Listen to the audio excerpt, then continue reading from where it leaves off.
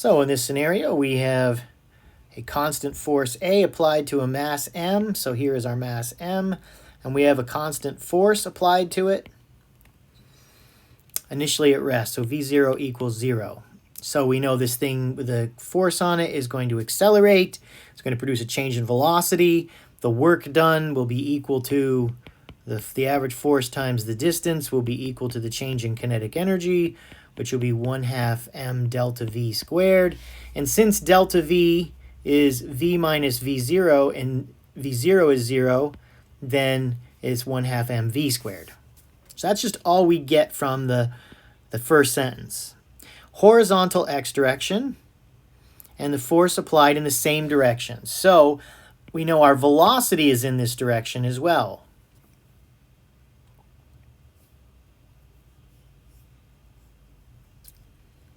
After the force has been applied, the object has a speed vf, so this v is vf.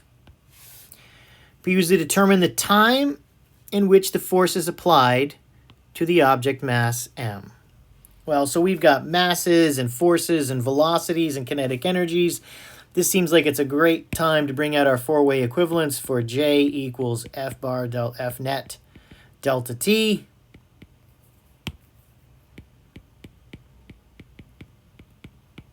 Is delta P is M delta V. And we want an expression for delta T.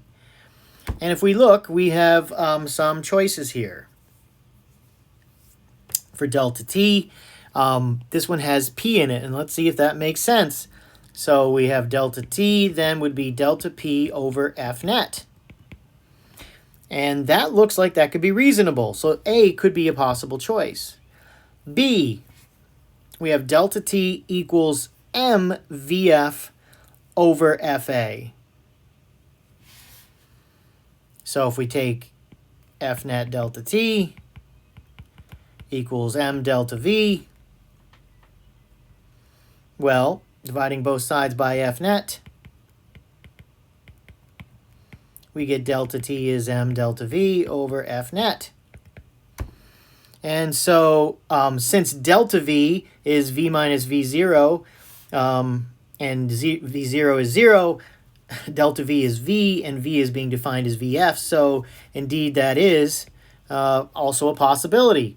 Now the question says to choose two answers. So now we've got choice C, which is delta T, delta M. Well, the mass, the object is not changing mass, so the delta M makes no sense. Choice C is out. And choice D says that it's mvf over delta fa. Well, we are told the force is constant, so that makes no sense there as well. So we are looking at choices A and B.